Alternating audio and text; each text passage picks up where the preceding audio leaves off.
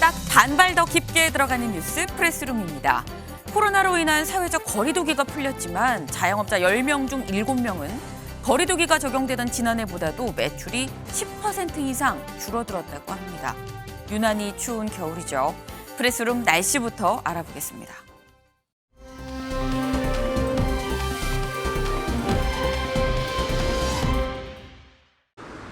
네, 오늘 중부를 중심으로 눈 예보 들어있습니다. 오후에 들어서자 서울에도 눈이 내렸다 그치기를 반복하고 있는데요.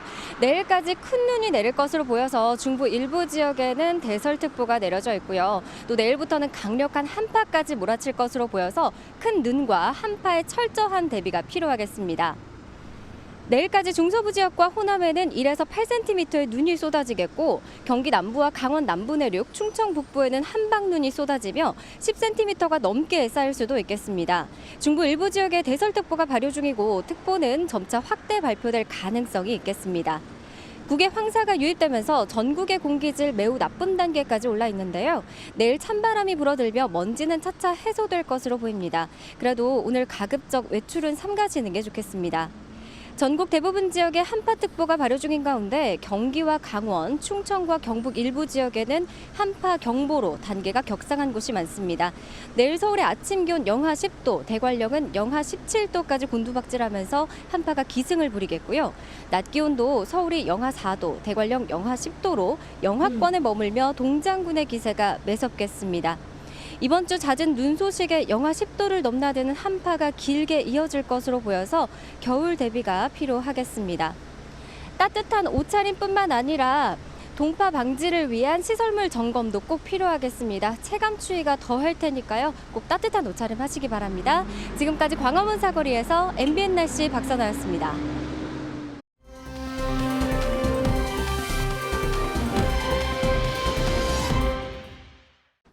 오후 3시 지금 이 시각 가장 핫한 소식을 전해드리는 뉴스리 바로 만나보시죠. 서해 공무원 피살 사건을 수사 중인 검찰이 오늘 오전 노영민 전 대통령 비서실장을 소환해 현재 조사 중입니다. 이 노 전 실장은 이미 탈북어민 강제 북송 사건으로 한 차례 조사를 받고 2달 만에 다시 검찰에 출석한 건데요. 이 서훈 전 안보실장과 함께 당시 국정원과 국방부의 첩보를 삭제하고 이른바 월북몰이에 관여했다는 혐의를 받고 있습니다. 이 정몽규 대한축구협회장이 월드컵 16강을 달성한 대표팀을 위해 20억 추가 보상금을 기부했습니다. 이 선수들마다 7천여만 원씩을 더 받게 되면서 1인당 포상금은 최대 3억 4천만 원에 이르게 됐는데요. 그런데 이 정 회장의 이런 통 큰 기부에는 윤심, 즉 윤 대통령의 입김이 작용했다는 얘기가 나옵니다. 그 이유 잠시 뒤 전해드립니다. 네, 윤석열 대통령이 신년 특별 사면을 검토하는 가운데 내년 5월 만기 출소를 앞둔 김경수 전 경남지사가 자신은 가석방을 원하지 않는다는 입장을 밝힌 것으로 전해졌습니다. 김 전 지사에 대해는 복권 없는 사면이 거론되는 만큼 정치적 재기 기회가 없는 가석방은 원하지 않는다는 의미로 풀이되는데요. 법무부 관계자는 가석방 대상으로 선정이 되면 본인이 거부할 수는 없다라고 설명했습니다.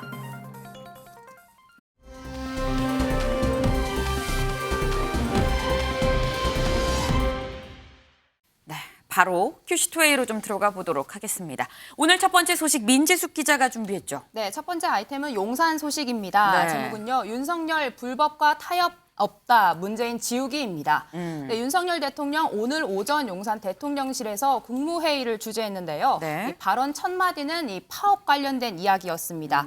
이 총파업 사태에 FM 이 원칙대로 대응해 긍정적인 평가를 받고 있는 윤 대통령, 자신의 임기 안에는 불법과 타협이 없다라는 입장 다시 한번 강조했습니다. 직접 듣고 오시죠. 파업 기간 중 발생한 불법 행위에 대해서는 끝까지 책임을 물어야 할 것입니다. 폭력, 갈취, 고용 강요, 공사 방해와 같이 산업 현장에 만연한 조직적인 불법 행위 또한 확실히 뿌리 뽑아야 합니다. 제 임기 내에 불법과의 타협은 없을 겁니다. 국민 여러분과 함께 법과 원칙이 바로 서는 나라를 만들어 나가겠습니다. 네, 여기에 대해 윤 대통령 근로시간 제도에 대해서도 이야기를 했는데요. 네. 우리나라 4년 전 문재인 정부 때 주 52시간 제도 도입했죠. 일주일에 52시간 넘어서는 연장 근무 제한하는 제도인데 네. 어제 윤석열 정부의 노동정책 논의기구가 연장 근무 시간을 일주일이 아닌 뭐 월이나 분기 단위로 해야 한다, 유연하게 해야 된다 이 아이디어를 냈는데 네. 오늘 이 개혁안에 대해서 대통령이 직접 언급한 것으로 보입니다. 윤 대통령 이른바 이 문재인 케어에 대해서도 이제 작심 비판이 있었습니다. 네. 이 정상화가 시급하다고 운을 띄운 건데요. 네. 이 멘트를 보시면은 지난 5년간 보장성 강화에 20조 원 넘게 쏟아부었지만 이 정부가 의료 남용과 건강보험 무임 승차를 방치하면서 이 부담을 대다수 국민에게 전가하고 있다라고 표현했습니다. 그러니까 인기 영합을 위한 이 혈세를 낭비하는 포퓰리즘 정책이라고까지 이제 규정을 지었는데요. 이 정상화를 선언하면서 이 사실상 문재인 케어의 이 폐지를 시사한 것으로 보이고 있습니다. 이현정 위원님. 네. 지금 이 윤석열 대통령 얘기를 보면 굉장히 셉니다. 그리고 좀 뭔가 확실한 게 문재인 정부 때 거가 좀 잘못됐다, 이걸 고치겠다 이런 의지가 좀 확실하게 보이거든요. 이거 문 대통령 지우기에 나섰다라고 볼 수 있는 걸까요? 지우기라기보다는 현실적으로 지금 이거를 개혁하지 않으면 미래 세대가 어떤 영향을 워낙 많이 미치기 때문에 네. 일단 건강보험, 그다음에 이제 연금이라든지 노동개혁이라든지 이런 것들을 이제 지난 대선 때 공약으로 내걸었지 않습니까? 네. 특히 이제 문재인 케어라고 해서 우리가 뭐 쉽게 이야기 드리면 그러니까 2인실에 대해서도 보험을 적용한다든지 또 MRI에 대해서 보험을 적용한다든지 네. 실제 이렇게 적용을 해보니까 MRI 같은 경우는 10배가 뛰었다는 거예요. 그러니까 이용하는 분들이. 네. 그러니까 이게 건강보험료가 너무나 많이 이제 지출이 되다 보니까 적립해 놓은 것도 다 쓰고 지금 또 우리 건강보험료를 안 올리면 안 되는 상황. 그리고 이 고갈 시점이 더 앞당겨졌다는 거거든요. 그런 면에서 만약에 윤석열 정부에서 이걸 개혁하지 않으면 아마 앞으로 한 20년, 10년 안에는 이 건강보험료가 거의 뭐 고갈될 수 있는 상황이니까 이거는 뭐 제가 볼 때는 불가피한 상황이 아닌가. 그렇기 때문에 일단 지금 이 건강보험료 같은 경우는 이제 문재인 정부 때 굉장히 광범위하게 해줬던 케어를 상당히 좀 줄이는, 절 필요한 것만 MRI를 한다든지 줄이는 해서 일단 그 보장성을 강화하고 네. 그다음에 이제 연금개혁 같은 경우도 아마 이제 곧 시행을 할 것 같습니다. 이제 그러다 보니까 아마 전반적으로 이번에 민노총 화물연대 파업을 계기로 해서 네. 필요한 개혁들은 어떤 면에서 보면 시작하겠다 이런 취지인 것 같습니다. 이번이 화물연대 파업을 통해서 필요한 개혁은 좀 더 속도를 내서 가도록 하겠다라는 취지인 것 같다라는 말씀 좀 주셨는데 사실 지금 가장 시급한 거는 예산안이 아닐까 싶은데요. 민지숙 기자. 네. 윤 대통령 예산안 관련해서도 얘기했을까요? 네, 오늘 회의에서 이 첫 번째 예산안이 법정 시한을 넘겨 매우 안타깝다 이런 이야기 전했는데요. 초당적인 협력을 부탁했습니다. 어제도 국무총리와 만나 이 점을 강조했는데 먼저 이 기업 투자와 일자리를 늘리기 위해 법인세를 인하하고 이 전기요금 인상이 불가피한 상황에 한전법 개정안 이 두 가지가 반드시 처리되어야 한다면서 국회 협력을 당부했습니다. 이 한덕수 총리 이제 어제는 국회를 찾아 이재명 대표를 만났었습니다. 네. 이 앞선 회동이 즉 대통령실과의 대화를 야당이 전하기 위한 이 특사와도 같은 모양새죠. 이 야당의 협조를 구하기 위한 만남이었는데 이 만남 역시도 이제 서로의 이견만 확인하는 자리였습니다. 직접 보고 오시겠습니다. 저희는 법인세를 감면한다는 데 동의합니다. 그러나 법인세를 감면한다면 여력이 있는 초대기업들이 아니고 형편이 어려운 중소기업, 중견기업 이런 쪽에 감세를 하는 게 맞다. 상당히 많은 나라들이 이 법인세를 내림으로써 투자도 촉진하고 특히 해외로부터의 고용을 창출하는 기업들을 많이 유치를 하고 있습니다. 이재명 대표 표현 듣고 오셨겠지만 네. 즉 이 초부자 감세라 언급되는 부분에 있어서 양보할 수 없다. 이 재차 확인하는 모습이었습니다. 이제 한 총리가 이 해당 감면에 대해서 이 규모가 이 정부가 충분히 감당할 수 있을 만한 수준이다. 네. 좀 설득하는 대화 과정도 좀 있었거든요. 네. 끝내 이 진전은 좀 없었던 상황입니다. 네, 지금 뭐 총리랑 이재명 대표랑 두 사람이 만났지만 사실 좀 팽팽한 지금 그런 분위기 직접 눈으로 보고 오셨는데 민지숙 기자, 네. 지금 여야의 예산안 협상은 어떻게 진행되고 있는 겁니까? 네, 오늘도 두 당 평행선을 달리고 있습니다. 조금 전인 오후 2시에 이 네. 김진표 국회의장 주재로 여야 원내대표 만났는데요. 네. 1시간 동안 회의를 이어갔지만 끝내 합의에 이르지 못했다라고 전해졌습니다. 이 추후에 부총리를 만나서 협상할 여지에 대해서는 열어뒀지만 네. 여기서 전해진 이야기는 이 김진표 의장이 15일 오후에 국회에 제출된 뭐 정부안이든 민주당의 단독안이든 네. 이 자리에서 처리할 수밖에 없다 이런 강경한 오. 입장을 전했다는 소식 전해졌습니다. 네, 여야 의견을 좁히지 못하는 핵심 쟁점은 법인세 인하 문제죠. 네. 이 정부 여당은 먼저 이 법인세율을 25%에서 22%로 낮추자는 입장인데 민주당은 이를 극소수 대기업만을 위한 초부자 감세라고 규정하면서 강하게 맞서고 있습니다. 이 두 당이 이렇게 입장 차이를 좁히지 못하면서 네. 오늘도 별다른 소득을 거두지 못하고 있는 상태입니다. 차재원 교수님. 네. 근데 지금 보면은 이 조금 전 오후 2시부터 한 1시간 정도 하고 끝난 이 여야 원내대표 협상에서 네. 김진표 의장이 지금 민주수 기자 얘기에 따르면 네. 15일로 일단 하기로 했기 때문에 그게 뭐 여야 이 협상이 끝난 아니든 아니면 민주당 아니든 처리를 하겠다라고 지금 얘기를 했는데 뭐- 사실 합의하기는 굉장히 어려워 보이는데 그럼 사상 초유로 지금 야당 수정안이 단독으로 또 처리가 될 가능성이 좀 커 보이는데요. 맞습니다. 그 김진표 의장이 그렇게 이야기한 부분은 15일이라는 이 시한은 반드시 지키겠다는 그런 의지가 아마 상당히 담겨 있는 것 같고요. 네. 방금 앵커께서 말씀하신 대로 우리나라의 그 예산 지금 처리 그 역사에서 야당이 그 단독 수정안을 내서 이제 가결 처리한 경우가 없거든요. 네. 사실은 지금 예산이라는 건 편성권은 정부가 쥐고 있고 네. 심의권은 국회가 갖고 있는 거지 않습니까? 그런데 지금 국회를 사실상 지배하고 있는 것이 그 지금 절대 가반 의석을 갖고 있는 민주당이기 때문에 네. 민주당이 사실 그렇게 처리를 하면 할 수는 있죠. 네. 그러나 사실은 민주당 입장에서도 그러한 방식 자체가 결코 마뜩찮아할 거라는 겁니다. 그러니까 어떻게 보면 사실 이렇게 단독 수정안을 강하게 이야기하는 부분들은 네. 민주당의 정체성이 담겨 있는 소위 말하는 이재명표 예산 네. 이걸 어떤 식으로든 예산에 반영하겠다는 일종의 벼랑끝 전술이 아닐까라는 생각이 듭니다. 그런 측면에서 본다고 한다면 저는 사실은 지금 민주당이 단독으로 이렇게 수정안을 내서 가결하는 부분들이 네. 이 결코 이 지금 이 정부 운영에서도 큰 이 상당한 후폭풍이 발생할 수밖에 없는 상황이기 때문에 네. 민주당 입장에서는 아마 자신들의 예산 심의권을 그러니까 무기로 해서 네. 여당을 강하게 압박하는 하나의 전술이지 그것이 만약에 안 된다고 해서 그걸 단독 처리하겠다.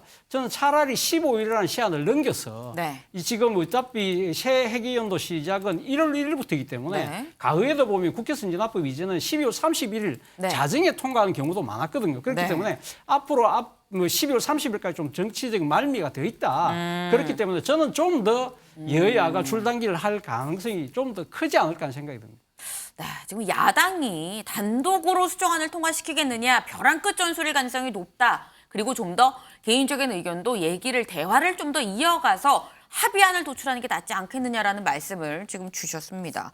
지금 그런데 이 굉장히 좀 풀리기가 쉽지 않아 보이는 이유가 한덕수 총리가 이재명 대표를 만난 자리에서도 굉장히 좀 팽팽했었거든요. 근데 민지숙 기자, 네.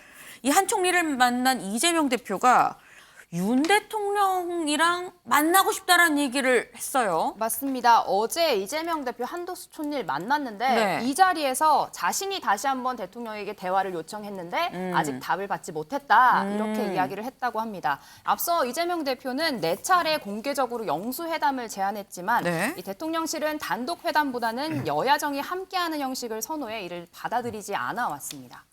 그렇군요. 이현정 의원님, 네. 짧게 여쭤보겠습니다. 네. 지금 이재명 대표가 만나자고 한 게 한 5번째쯤 되는 것 그렇죠. 같거든요. 계속 만나자고 하는데 사실 대통령실에서는 만날 생각은 별로 없어 보이고 이게 만난다고 하면 갈등의 골이 좀 메워질 수 있을까요? 탑끼리 만나면? 근데 이제 예전에 여야 영수회담이라는 게 있었어요. 네. 그러니까 예전에는 여당의 대표가 대통령이고 네. 야당의 대표가 야당 총재고 그래서 영수끼리 네, 그러니까 어떤 네. 만난다는 건데 네. 그게 이제 대통령이 이제 당에서 이제 손을 떼면서 여야 대표와 대통령과의 회담 이걸로 이제 정착이 됐습니다. 네. 그러다 보니까 대통령과 여야 대표들이 함께 만나는 그림으로 이제 돼 있었거든요. 네. 아마 그런 측면에서 지금 대통령실도 이런 형식이라면 모르겠지만 지금 이재명 대표와 지금 윤석열 대통령이 단독으로 두 사람이 만난다? 이건 적절치 않다. 또 하나는 지금 현재 이제 검찰 수사가 지금 뭐 점점 이제 이재명 대표를 향해서 가고 있지 않습니까? 네. 그런 상황에 자칫 두 사람이 만날 경우에 검찰에 혹시 다른 신호를 줄 수도 있다라는 그런 측면도 있을 거예요. 뭐 그런 면은 제가 볼 때는 아마 성사되기는 꽤 어려운 게 현실적인 상황인 것 같습니다. 현실적으로는 사실 성사되기가 어려운 만남이지 않겠느냐라는 말씀을 좀 주셨는데 지금 윤 대통령이 오늘 10시 국무회의를 주재하면서 지금 내놓은 메시지가 굉장히 강렬하고도 많습니다. 근데 강재묵 기자, 예. 이상민 장관 해임 건의안에 대해서는 얘기를 안 했을까요? 네, 관련 언급 그 국무회의 중으로는 없었습니다. 다만 이 사실상 거부를 이제 앞서서 좀 시사한 바는 있었는데요. 네. 어제 이 이상민 장관 해임 건의안에 대한 이 대통령실 입장 발표가 있었습니다. 직접 듣고 오시겠습니다. 해임 문제는 진상이 명확히 가려진 후에 판단할 문제라는 기존 입장에 변함이 없습니다. 희생자와 유족들을 위해서는 진상 확인과 법적 책임 소재 규명이 가장 중요합니다. 수사와 국정조사 이후 확인된 진상을 토대로 종합적인 판단을 하겠다고 이미 말씀드렸고 지금도 그 입장은 다르지 않다는 점을 다시 한번 확인해 드립니다. 지금 이제 법적 책임 소재라고 언급을 했죠. 이 네. 수사 결과에 따라 판단할 일이지 이 국회와 대통령실에서 판단할 사안이 아니다. 이렇게 앞선 기조와 지금 차이가 없이 보이고 있는 중입니다. 네. 지금 얘기를 들어보니까 뭐 수용이냐 불수용이냐가 아니라 우린 진상 파악이 먼저란 입장인 거다. 지금 이런 얘기를 하고 있습니다. 어제 저희가 방송에서 전해드렸던 게 윤 대통령 혹시 무시 전략을 쓰는 걸까 그랬는데 무시라고 쓰고 거절이라고 읽는다. 예, 사실상 거부를 한 걸로 지금 보입니다. 근데 이 해임안의 당사자는 사실 이상민 장관인 거거든요. 강재묵 기자. 예. 이 어제 이상민 장관이 기자들이 계속 해임안 통과됐는데 어떻게 보십니까? 물었는데 맞습니다. 아무 말 안 하고 갔어요. 맞습니다. 오늘 혹시 얘기를 한 게 있을까요? 여전히 이제 별다른 입장은 보이지 않고 있는 상황입니다. 오히려 네. 이제 되레 보란 듯이 이제 공식 일정을 좀 수행하고 오, 있는 중이고요. 네. 말씀하신 것처럼 오전으로는 국무회의를 참석해 자리했고요. 네. 이 오후에는 이 대전 전통시장을 방문하는 안전 점검 일정까지 있었습니다. 이 해임 건의안이 통과된 지 이틀 만에 이제 지방 외부 일정을 소화한 건데 네. 개의치 않는다. 이 본래 일정을 소화하는 모습 보이고 있습니다. 그렇군요. 지금 뭐 윤 대통령도 그렇고 이상민 장관도 그렇고 지금 뭐 개의치 않는다. 약간 무시 전략을 지금 유지를 하고 있는데 민지숙 기자. 네. 해임안을 통과시킨 야당 입장에선 좀 답답한 상황이에요. 네, 속이 타들어가고 있는데요. 민주당 대통령이 사실상 해임 거부에 대해서 측근 챙기기다라고 비판하면서 강하게 비난했습니다. 네. 윤 대통령이 직접 답해야 한다라고 이야기했는데요. 직접 듣고 오시죠. 헌법 정신에 따른 대한민국 국회 해임 건의안 결정에도 불구하고 윤석열 대통령은 그동안의 태도와 입장에서 한치의 변화도 보이지 않고 있습니다. 유가족의 피 맺힌 절규와 국민 대다수의 반대에도 오직 동문 후배이자 최측근인 장관만 챙기겠다는 아집의 다름 아닙니다. 네, 이재명 대표도 어제 윤 대통령이 국민과 국회의 뜻을 존중해야 한다며 이 장관 해임을 촉구했습니다. 그렇군요. 아니 근데 민주당에서 처음에 이 해임안을 윤 대통령이 받아들이지 않으면 우리는 탄핵을 하겠다 이렇게 얘기를 했었는데 민지숙 기자. 그럼 탄핵안 발의는 언제 하는 거예요? 네, 곧바로 이루어질 거라고 생각했는데 네. 시일이 조금 늦춰질 것 같습니다. 아직 어느 시점에 할지 정확하게 구체적으로 정해진 건 없다고 하는데요. 네. 해임 건의안에 대해 대통령의 답변조차 직접 받지 못한 상황이기 때문에 지금은 일단 수용을 촉구하면서 직접 답변을 받을 때까지 기다리겠다라는 입장입니다. 이 탄핵안은 예산안 처리를 일단 진행한 뒤에야 본격적으로 시점을 고민해 볼 것 같다라는 입장입니다. 그렇군요. 차재원 교수님. 예. 민주당도 탄핵안을 내기까지 네. 좀 고심하는 거 아닐까 하는 생각이 들기도 하거든요. 맞습니다. 지금 당장 뭐 민주당 내에서도 탄핵안 발의를 둘러싸고 뭐 친명과 비명 간에 이견이 지금 있다는 보도들이 나오고 있거든요. 네. 사실상 지금 민주당이 탄핵안을 발의하고 싶어도 상당히 걸림돌이 제가 봤을 때는 한 3가지 정도가 있는데요. 네. 사실 만약에 탄핵안을 내서 가결은 충분히 민주당 힘만으로 가능할 수 있습니다. 그런데 네. 문제는 해임 건의안과 달리 탄핵 소추안이 국회에서 가결되는 순간 장관의 직무가 정지가 돼요. 그쵸. 자, 그렇다고 한다면 그러면 윤석열 대통령이 이상민 장관을 바꿀까요? 안 바꿀 거 아니겠습니까? 그렇다고 한다면 이 지금 이태원 참사 수습에는 주무장관이 그럼 그러니까 업무가 정지되어 있다? 이거 국정 공백을 거의 아가 지금 초래한 거 아니냐는 식의 비판을 제기할 가능성이 높다는 것이고요.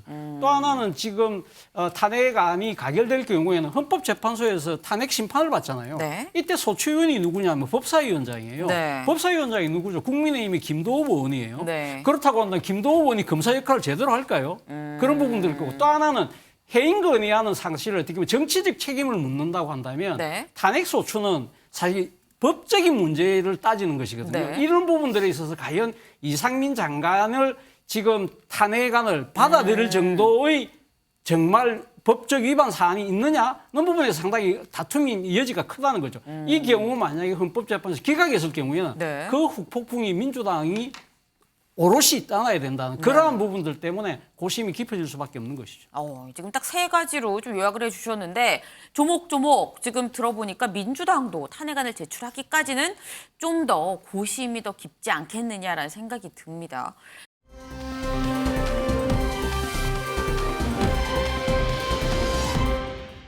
다음 소식 이수아 기자가 준비했죠. 네, 제목부터 말씀드리겠습니다. 일반 반장 뽑는데 3반이 반해 이 전대룰 변경입니다. 네. 이 전당대회를 앞두고 이 국민의힘 내부가 시끄럽습니다. 이 룰을 유지하느냐, 룰을 변경하느냐를 두고 이 설왕설래하는 건데요. 네. 이런 가운데 이 전당대회 시기를 결정하는 권한, 그리고 전당대회를 위한 선관위원을 선출하는 권한까지 어떻게 보면 핵심 키를 쥐고 있다고 할 수 있는 정진석 비대위원장이 굉장히 의미심장한 얘기를 꺼냈습니다. 듣고 오시죠.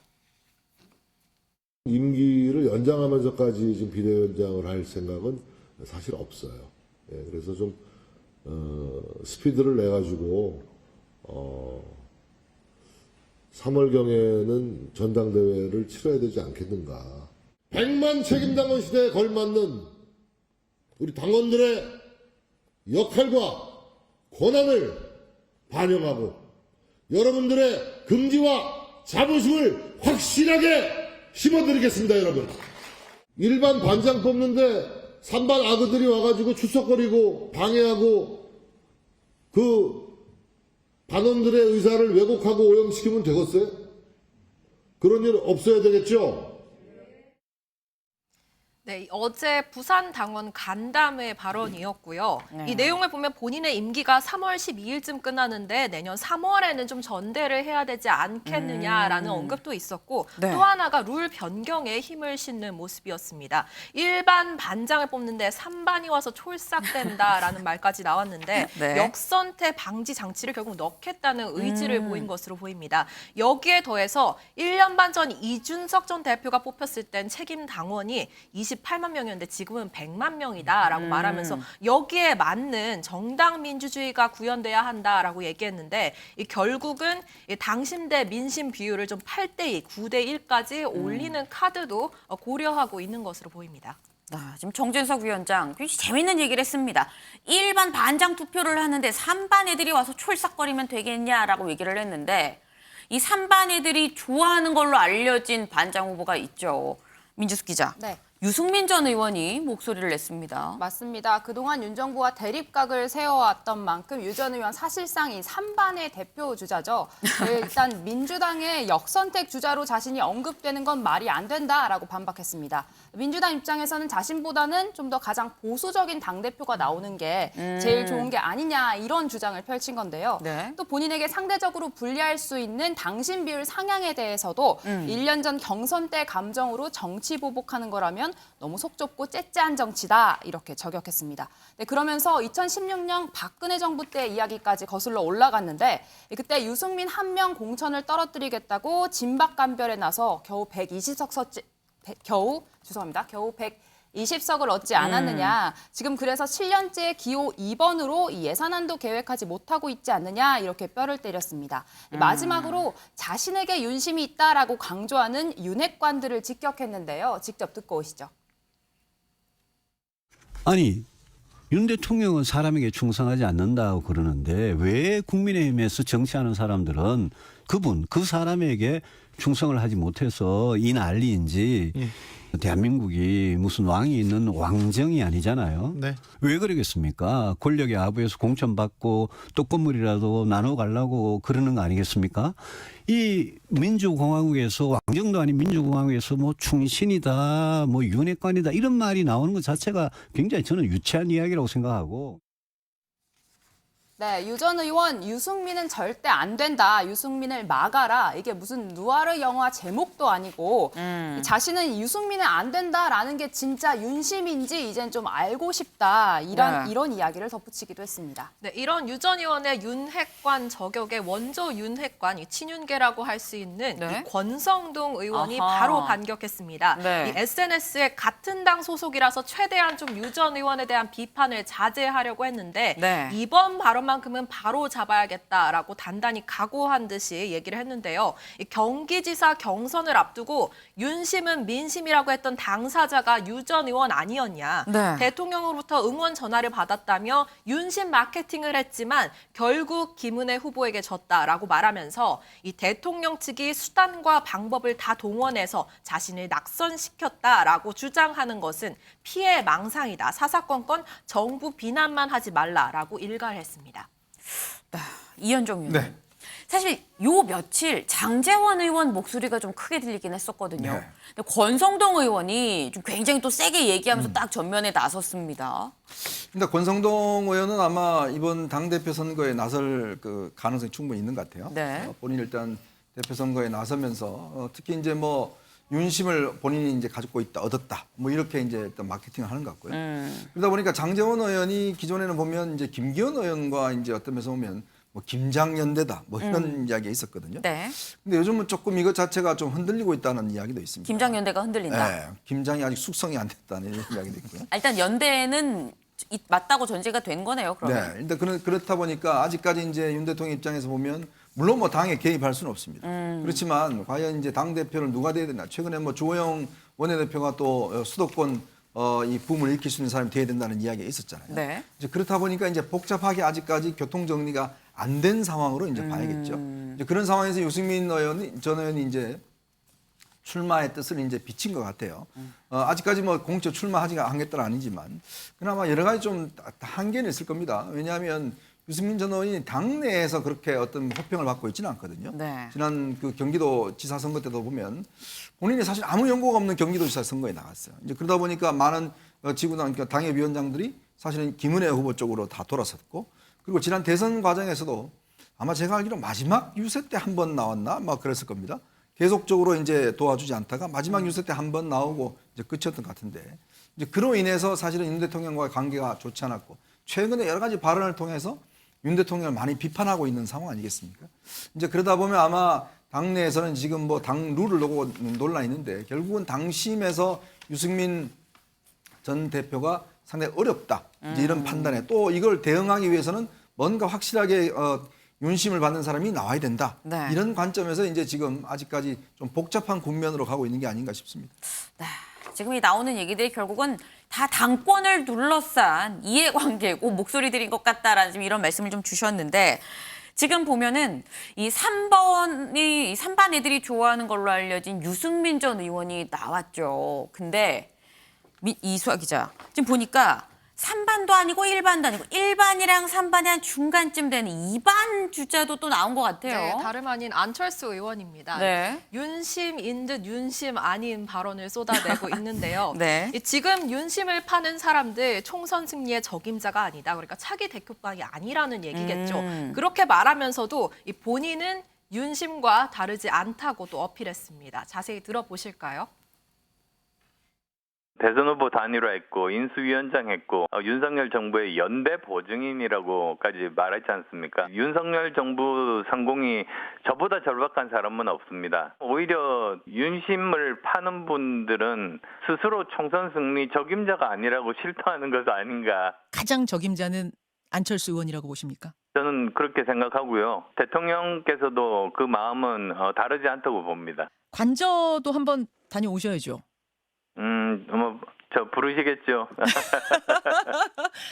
아직 연락은 못 받으셨어요?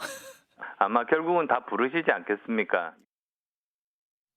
관저에 초대를 받는다는 거 결국은 친윤계라는 의미겠죠. 네. 이 이반 안철수 의원 노려볼 만한 게요. 이 네. 젊은 층 사이에서 인기가 나쁘지 않습니다. 이 한국갤럽 여론조사를 보면은 18세에서 29세 선호도 조사 그리고 30대 선호도 조사에서 모두 선두를 달리고 있는 모습입니다.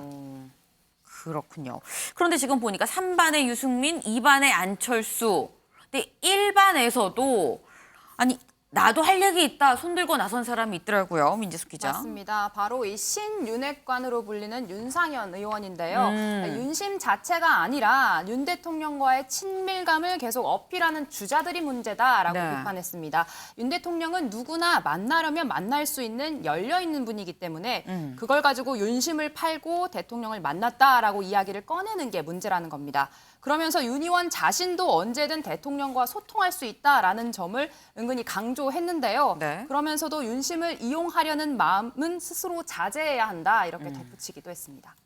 네, 지금 뭐 당권을 두고 1반, 2반, 3반 지금 전교가 난리가 난 지금 상황입니다. 그런데 이수아 기자, 네. 이게 당권 주자가 여의도가 아니라 여의도 밖에서도 나올 수 있는 건지 요즘 자꾸 현직 장관들 얘기가 나옵니다. 이 친윤계라고 분류되는 인물들 중에 여론의 선택을 받은 사람이 없어서인지 한동훈 법무부 장관에 이어서 이번에는 이 원희룡 국토부 장관 얘기까지 하마평에서 나오고 있습니다. 이 원희룡 장관은 윤 대통령 캠프에서 본부장으로 뛰었던 만큼 이런 얘기가 나오는 것 같은데요. 이 본 당사자는 정작 가능성을 차단하는 모습을 보였습니다. 어제 국토부 기자간담회 있었는데요. 이 자리에서 이 국토부는 민생과 연관된 부서이고 이 새 정부의 효능감을 느낄 수 있게 좀 업무에 전념해야 하는 상황이기 때문에 그 외에는 생각할 입장도 여력도 없다라면서 선을 긋는 모습이었습니다. 지금 이 얘기가 나오는 걸 보면 뭐 한동훈, 원희룡, 뭐 권영세, 지금 현직 장관들 이름이 자꾸 거론이 되고 있습니다. 그런데 이게 자꾸 왜 자꾸 이렇게 외부의 당권 주자의 얘기가 나오는 걸까? 이걸 주호영 원내대표한테 물었을 때 주 원내대표 이렇게 얘기했거든요. 들어보고 오시죠. 지역구 의석의 절반이 수도권에 있는 상황에서 수도권 대책이 되는 대표여야 한다. 첫째. 그다음에 MZ세대에 인기 있는 대표여야 한다. 그다음에 휘둘리지 않고 공천을 안정적으로 해야 된다. 이 조건을 놓고 보면 이걸 맞추는 사람이 누가 있느냐 이런 의문이 있어서 다들 성에 차지 않아 합니다. 네, 이 다들 성에 차지 않아 해서 자꾸 외부인 얘기가 나오는 거 아니겠느냐라고 얘기를 했는데 여기서 말하는 다들은 당원들을 얘기한다라고 본인이 또 추가 설명을 하기도 했었죠. 차지원 교수님. 네. 그런데 이게 당원들 성에 안 차는 건지 윤 대통령 성에 안 차는 건지 당원과 윤 대통령 성에 안 차는 건지 뭘까요? 저는 뭐 둘 모두가 아닐까 생각이 드는데요. 이거 아무래도 그러니까 당원들의 성에 차지 않는다는 이야기는 소위 말해서 그러니까 지금 당권 주자들이 민심을 저격하지 못하고 있는 후보들이 아니냐는 것이죠. 사실은 이번 당대표가 지금 차기 총선 공천 플러스 초기 총선을 진두지휘해야 될 사람이거든요. 네. 그리고 가장 큰 승부처가 아까 주호영 원내대표도 이야기했지만 수도권이잖아요. 네. 수도권과 MZ세대라고 한다면 상당한 대중적 인지도와 또 지지도를 갖춘 사람이 있어야 되는데 아직 그런 사람이 보이지 않는다는 것이고 그리고 윤 대통령의 승에 차지 않는다는 이야기는 아무래도 지금 집권 초반기잖아요. 그리고 또 아주 중요한 지금 승부가 걸려있는 총선을 앞두고 반드시 승리를 일궈내려고 한다면 그 과정에서 본인의 개인기보다는 사실은 윤 대통령의 국정 철학을 잘 알고 이걸 갖다가 실천할 수 있는 강단과 나름대로의 정치력을 갖춘 사람이 있어야 되는데 그런 부분들이 지금 부족하다. 그 이야기를 애둘러서 이야기하고 있는 것이 아닐까 하는 생각이 듭니다. 그렇군요. 당원들 마음도 윤 대통령 마음도 다 좀 성에 안 차는 상황인 것 같다라는 말씀을 좀 주셨습니다.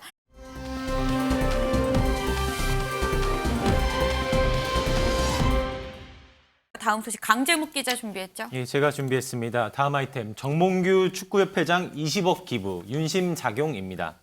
이 축구협회 정몽규 회장이 카타르 월드컵 16강에 진출한 우리 대표팀에게 추가 보상금 20억 원을 기부했습니다. 이 선수 1인당 포상금은 최대 3억 4천만 원에 이를 것으로 보이는데요. 이 선수들 당초에는 이 월드컵 성적에 따른 포상금과 이 아시아 최종 예선 이후 기여도에 따라서 이 2억 1천만 원부터 2억 7천만 원 가량의 이 포상금을 받을 예정이었습니다. 근데 이제 이 추가 포상금 20억 원이 더해지면서 이 똑같이 배분해서 1인당 약 7천만 원씩 이제 더해진 수치가 앞서 말씀드린 이 3억 4천만 원이 된 건데요. 이 총 포상금 규모는 총 이제 115억 원이라고 하고요. 이 협회는 이 16강 진출 국가들 중에서도 이 최대 지급 규모다라고 전하기도 했습니다. 이 좋은 결과 보여준 우리 대표팀을 위한 좀 통 큰 결정이 있었던 것으로 보입니다. 20억이면 통이 엄청 크죠. 이 정말 통 큰 기부입니다. 지금 이렇게 기부한 이유에 대해서 이 내가 협회장으로서 선수단 노고에 좀 특별한 감사를 표하고 싶어서다라고 분명히 밝혔는데, 예. 근데 강재묵 기자, 그럼에도 불구하고 다른 이유가 있는 거 아니냐 뭐 이런 얘기가 지금 나옵니다. 맞습니다. 이 축구 얘기를 하다가 이제 갑자기 대통령이 윤 대통령 얘기로 좀 넘어가게 되는 것 같은데 네. 이 정 회장의 기부 결정에도 이 윤심이 작용한 것 아니냐 이런 얘기와 보도가 축구에서도요? 나오고 맞습니다. 이 이유는요. 네. 이 윤 대통령이 경제 5단체장 만찬 자리에서 했던 발언이 전해졌기 때문입니다. 발언 들려드리면 이곳 자리에서 이 선수들 배당금 관련해서 네. 이 고생은 선수들이 했는데 왜 축구협회가 배당금을 더 많이 가져가느냐라는 이 취지의 발언을 한 것으로 이제 확인되고 있습니다. 이 선수들에게 돌아가는 포상금이 너무 적다고도 말했다고 전해지고 있는데요. 네. 이 축구협회 배당에 대한 좀 문제 의식을 좀 제기한 것으로 보이죠.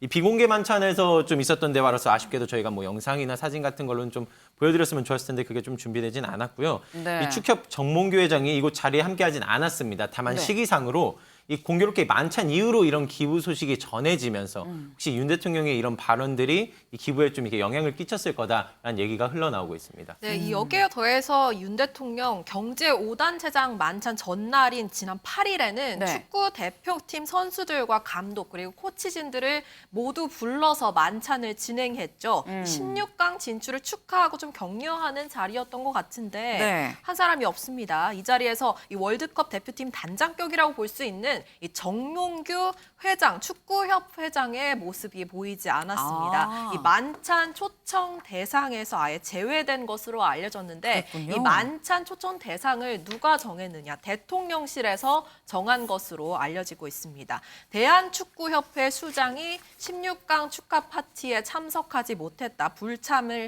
불참하게 됐다라는 네. 소식이 전해지면서 일각에서는 이 광주 HDC 공사 현장 붕괴 사고 아니면은 뭐 아시안컵 유치 실패에 대한 좀 대통령실의 질책성 조치 아니냐라는 얘기까지 나왔습니다. 이현정 위원님. 네. 이게 뭐 굉장히 좀 공교롭게 뭐 이런 일이 벌어진 걸 수도 있기도 하고요. 이게 여기에서도 이 20억 통 큰 기부 윤심이 작용을 했다고 봐야 되는 걸까요? 어떻게 보십니까? 그러니까 뭐 이 시점이나 여러 가지 상황을 보면 네. 그런 추정이 가능하지 않는가 싶어요. 왜냐하면 축구 대표단 선수들 그 만찬 같은 경우도 보면 당시에 이제 축구협회 임원들은 초대되지 않았고요. 네. 또 문체부 장관도 초대되지 않았습니다. 네. 문체부가 원래 이제 축구협회 이쪽 관장하는데 보통 네. 보면 항상 헤드 테이블이나 옆에 테이블에 문체부 장관, 축구협회장 뭐 맞아요. 이렇게 앉아 있지 않습니까? 네. 근데 이번에 보면 굉장히 특이한 게 손흥민 선수 이렇게 앉아 있지만 또 후보로 뛴 선수라든지 그다음에 이제 또 이런 선수들도 같이 이제 헤드 테이블에 앉았거든요. 그만큼 아마 윤 대통령 입장에서 보면 결국 선수가 중심이 돼야 된다. 선수들이 고생을 했기 때문에 네. 선수가 중심이 돼야지 괜히 축구협회나 그다음에 뭐 문체부나 이런 어떤 이 단체들이 어떤 중심에 서면 안 된다는 그런 이 입장이 확고했던 것 같아요. 그리고 또 아마 최근에 이제 축구협회를 둘러싸고 이제 선수들의 이 금액을 둘러싸고 여러 가지 논란이 좀 있었습니다. 16강 올라가면 아마 피파로부터 꽤 많은 돈을 받는 걸로 알고 있는데 네. 사실 축구협회도 한 일이 많죠. 선수들 서포트하고 뭐 감독 챙기고 뭐 등등 네. 많지만 네. 아마 이제 윤 대통령 입장에서 보면 조금 미는 데 대한 불만도 있었지 않을까. 아마 그런 것들이 또 이 축구협회장이 이제 물론 워낙 이번에 극적인 참 16강을 했기 때문에 네. 아마 그거에 대한 또 감사의 마음도 아마 정몽규 회장이 있었을 겁니다. 그렇지만 또 최근에 어떤 저런 만찬 상황이라든지 이런 걸 보면 네. 조금 이 대통령실 눈치도 받지 않는가. 뭐 그렇게도 해석할 수는 있을 것 같아요. 근데 윤 대통령이 원래 축구를 좋아했었던 건지 아니면 이번에 우리가 16강에 딱 들면서 여기서 또 이 감흥으로 축구를 좋아하게 된 건지 뭐가 먼저인지는 모르겠는데 강재묵 기자. 예. 대통령실 로비에 이 우리 축구 선수들이랑 같이 찍은 그 사진 뭐 이런 거를 다 걸어놨다면서요. 맞습니다. 그 말씀에 앞서 윤 대통령 좀 실제 축구를 네. 좀 좋아하는 것으로 좀 전해지고 있습니다. 아, 그래요? 이 역대 월드컵마다 그 공인구, 뭐 피버노바 같은 그런 공들의 네. 그 리스트를 싹 다 죄송합니다. 이렇게 전부 다 알고 네. 있다고 하시고요. 아. 그리고 이제 하고요. 이 브라질 축구 왕제 또 펠레 선수가 1000번째 골을 뭐 어느 경기에서 넣었는지 알고 있다. 뭐 이런 얘기들도 좀 전해지는 중입니다. 말씀하신 거 좀 다시 이어가면은 네. 이 대통령실이 청사 1층 로비를 선수들의 선물을 전시했다고 이제 밝혔습니다. 네. 이 선수들 사인 포토월과 함께 이 손흥민 선수가 선물한 주장 완장, 또 이 선수들 사인이 담긴 유니폼과 축구화 등이 전시됐는데요. 이 대표팀이 포기하지 않고 이 보여준 감동의 순간을 이 대통령실을 찾는 내외빈들과 이제 함께 나누기 위함이다라고 이제 배경을 밝혔습니다. 네, 지금 16강은 끝났습니다만 지금 뭐 대통령실의 사진이 지금 저렇게 우리 자랑스러운 사진이 또 남아 있습니다. 근데 뭐 사진만 남은 게 아니고요. 아직 우리 마음에 여운이 굉장히 많이 남아 있는데 이수아 기자. 이 여운이 가시기도 전에 손흥민 선수가 또 출국을 했습니다. 원래 월드스타는 바쁩니다. 그래서 손흥민 선수가 이 소속팀인 토트넘 복귀를 위해서 오늘 오전 영국으로 출국했는데요. 네. 이 손 선수 비행기 출발 시간 2시간을 남기고 여유 있게 공항에 도착했습니다. 아무래도 본인을 배웅하러 이 공항에 나온 팬들을 위한 일종의 이벤트를 위해서 그런 게 아닌가 싶은데요. 네. 이 나가는 모습 저희가 영상으로 준비했습니다.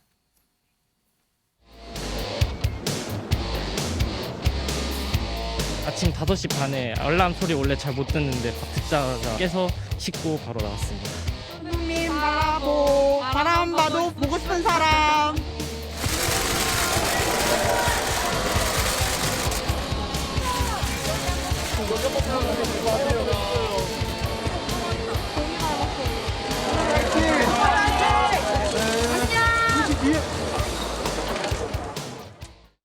네, 거의 200여 명의 팬이 기다리고 있었다고 하는데요. 네. 이 손흥민 선수가 예고 없이 사인회를 시작하면서 거의 모든 팬들에게 사인을 해줬다고 합니다. 40분 가까이 이어졌다고 하고 또 손 선수뿐만 아니라 오늘 출국한 태극전사가 또 있습니다. 누구요? 이 포스트 손흥민이라고 평가되고 있는 이강인 선수였는데요. 네. 이 선수는 라리가에서 활동하고 있는 만큼 오늘 스페인으로 비슷한 오전 시간에 출국을 했습니다. 이 공항에서 마주친 팬들이 잘생겼다라면서 사진 촬영을 요구하니까 또 여기에 흔쾌히 응하는 모습도 볼 수 있었습니다. 그랬군요. 이날 출국 현장에는 네, 손흥민 선수의 아버지죠. 이 손흥정 씨도 좀 함께했습니다. 네. 이 출국하는 아들과 포옹하는 모습이 포착되기도 했는데요.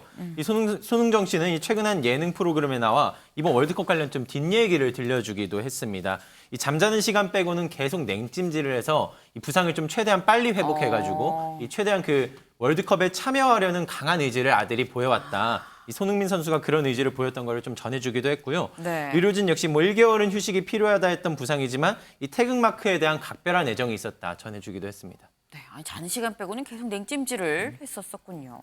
그런데 보니까 오늘 뭐 다른 태극전사들만 나간 게 아니라 이수아 기자, 벤투 감독도 오늘 나가요? 네, 벤버지도 오늘 저녁 포르투갈로 출국합니다. 그러면서 4년간의 한국과의 동행을 마무리하게 되는데요. 네. 이 같은 사단인 포르투갈 코치 4명도 함께 출국한다고 합니다. 이 중국이 동아시아에서 혼자 월드컵에 가지 못해서 분해한다, 뭐 이런 얘기가 있었는데 네. 그래서인지 벤투 감독에게 뭐 20억 원을 제안하면서 스카우트 제의를 했다라는 스카우트설도 있었는데요. 네. 일단 벤투 감독은 당분간은 휴식을 선언했습니다. 이 벤투 감독 그리고 떠나는 순간까지 주장 손흥민 선수에 대한 극찬을 아끼지 않았는데요. 네. 이 손흥민은 누구보다 더 많이 노력했고 헌신했고 고생했다. 이 카타르 월드컵에서 한국 대표팀과 함께하려는 강한 의지를 보여줬다라고 평가했습니다. 이 두 사람 어쩌면 프리미어 리그에서 다시 만나는 그림도 기대해봐야겠습니다. 그렇군요. 지금 이 월드컵이 끝나고 좀 너나 할 것 없이 다 이 리그로 복귀를 하고 포르투갈 가고 약간 마음이 좀 허전한 감이 없지 않아 있긴 합니다.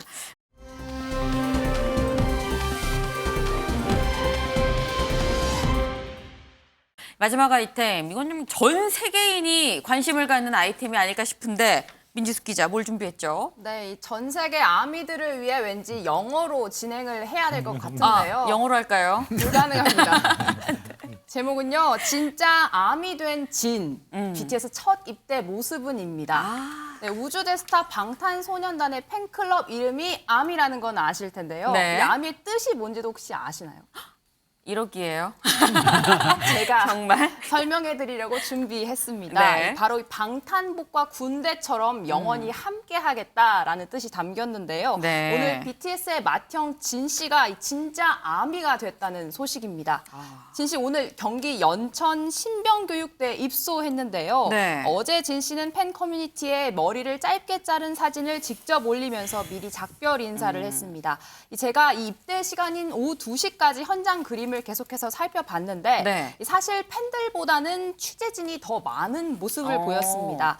이 대신에 이 BTS 팬을 상징하는 보라색 에드벌룬과 네. 각종 플랜카드가 걸려 있었는데요. BTS 진의 입영을 환영합니다. 우리 우주가 되어준 김석진 이런 문구로 팬들의 마음을 담았습니다. 네, 오후 1시 50분쯤 진 씨와 BTS 멤버 전원을 태운 검은색 SUV 차량이 연내로 들어갔는데 네. 얼굴은 전혀 볼 수가 없었습니다. 너무나 안타까운 소식이지만 그럼에도 이 멀리 홍콩에서부터 이 장면을 보기 위해서 날아온 네. 팬이 있었고 또 이날 진 씨와 함께 입소하게 될 입대 동기도 있었습니다. 네. 저희가 두 사람 만나봤는데요. 직접 만나보고 오시죠. Come from Hong Kong 2 days ago and want to see him, Jin. We know this and then we cried months. Cry. Do you have any message to Jin? We will wait here forever. BTS forever and ARMY forever. 별 생각이 없다가 이제 군대를 가는구나. 근데 좀 유명한 사람이 오는구나. 저는 아니고 동생이 좀 있었는데요.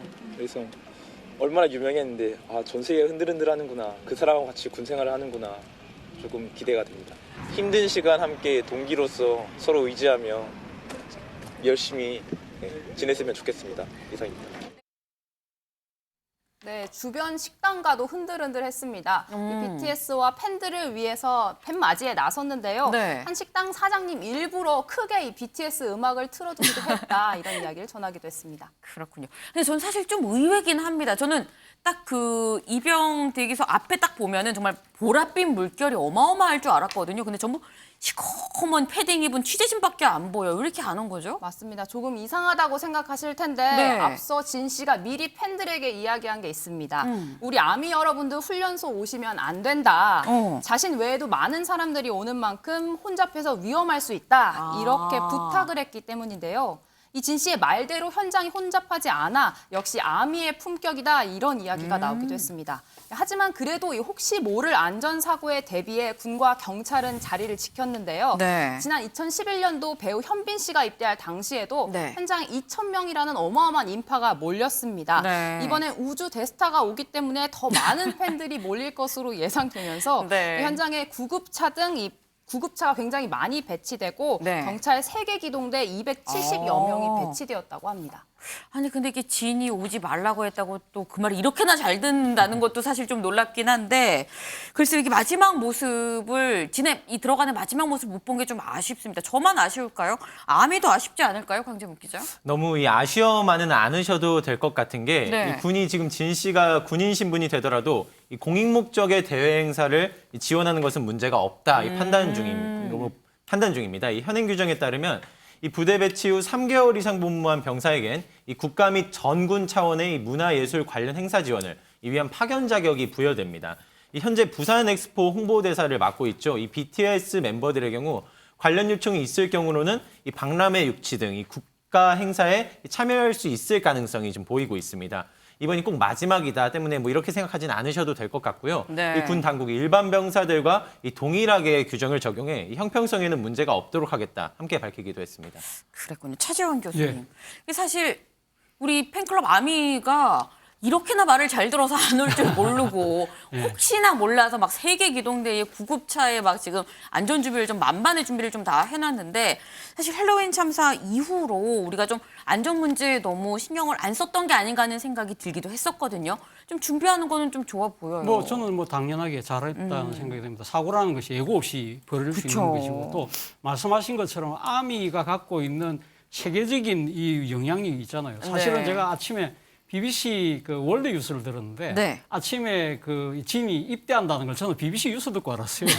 그리고 또 낮에도 들으니까 낮에는 앵커가 네. 그 단순하게 전달하는 것이 아니라 네. 한국 특파원을 연결해서 네. 어떻게 해서 군대를 갔는지를 상세하게 리포트를 하더라고요. 네. 그만큼 상당한 지금 뭐 이 세계적인 관심이 있으니까 그렇죠. 그렇게 하는 거잖아요. 네. 사실은 아까 그 현빈 씨가 아까 입대했다고 그랬잖아요. 2,000명 현빈 씨가 몰린 거. 2000년 그 해때 그 해병대 입대해가지고 네. 그때 어디 배치를 받았냐면 백령도에 배치를 받았거든요. 네. 그때 상당히 그러니까 현빈 씨를 좋아하는 사람들이 우리나라 말고 다른 나라 사람들도 많잖아요. 네. 그때 무슨 이야기가 나냐면 북한이 최소한 백령도는 타격하지 못하겠다. 현빈이 있기 때문에 세계적인 아마 상당한 이 지금 저항이 있을 거라고 그러는데 이 지금 진 씨가 이번에 입대한 것이 오사단이에요. 오사단이 경기도 연천에 있는데 네. 오사단이 사실은 이 연천과 철원 이 지금 철책을 책임지고 있어요. 네. 만약에 진 씨가 철책에 갈 경우에는 북한군이 그쪽으로 들어오기가 쉽지 않겠다는 개인적인 생각을 해봤습니다. 굉장한 국위 선양에다가 지금 안보에 엄청난 역할을 하게 되는 것 같네요. 아니 근데 진 씨가 지금 BTS의 가장 맏형입니다. 지금 진 씨 빼고 다른 멤버들도 하나쯤 군대에 안 갔거든요. 민지숙 기자. 다음에 입대할 멤버는 누굽니까? 네, 멤버들 차례대로 입대를 앞두고 있습니다. 네. 이 본인들의 뜻과 무관하게 앞서 국회에서 이 BTS 군 면제가 논란이 되기도 했었죠. 맞아요. 그러면서 과거에 BTS 노래 가사가 재조명 받았었습니다. 영상으로 보고 오시죠. 의무 이행은 제일 중요한 게 공정성입니다. BTS도 군 복무를 하는 것이 바람직하다고 생각합니다. 근데 BTS가 전 세계에 끼친 영향을 생각하면은 이건 병사로서 국방 임무를 하는 것보다 훨씬 더 많은 대한민국에 플러스를 주었다고 생각할 수밖에 없습니다. BTS 슈가가 한 얘기입니다.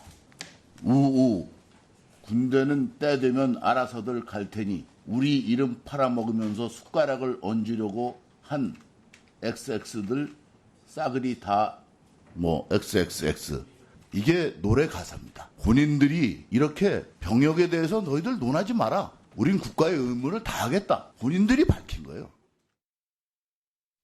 네, 때 되면 알아서 갈 테니까 실제로 일단 내후년에 입대 나이가 되는 93년생 슈가 씨는 사회복무요원으로 배정을 받아 유일하게 현역에서 제외가 됐고요. 그 다음에 이어서 25년도에는 94년생 RM과 J-OB 차례대로 군대에 입대할 예정이다라고 합니다. 방금 말씀드린 멤버의 RM도 이 네. 입대를 암시하면서 2025년이면 이 멤버들이 다시 완전체 활동을 할 수 있지 않겠냐 이런 표현이 있었습니다. 직접 듣고 오시겠습니다. 25년이면 제가 제대한 직후일 거예요.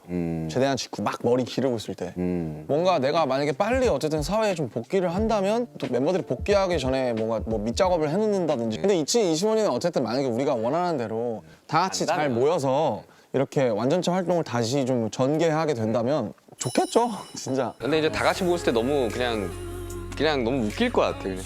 웃기지. 누구는 머리 아직도 빡빡이고 누구는 좀 길르고 막. 네, 저렇게 25년이라는 시기를 좀 얘기하는 거 보면은 역으로 계산했을 때 모두 내년과 내후년 사이로 입대를 예상하고 있습니다. 그럼 이현정 위원님 네. 짧게 여쭤보겠습니다. 사실 BTS 이 병역 특례 논란이 있다가 다 군대에 가기로 그냥 결정을 하면서 논란이 잦아들긴 했습니다만 사실 이번 말고도 다른 때 또 이 병역 논란이 매번 나오는 거거든요. 이게 규정이 공정하고 공평하면 사실 논란이 안 되지 않을까 하는 생각이 들기도 합니다. BTS도 가는데 누가 안 간다 그럴까요? 뭐 그런 논란은 아마 이번에 어떤 면에서 보면 좀 상당 부분 네. 해소가 된 걸로 보입니다. 왜냐하면 물론 뭐 BTS가 정말 전 세계적으로 유명하지만 네. 또 대한민국 국민이잖아요. 그쵸. 또 대한민국 청년입니다.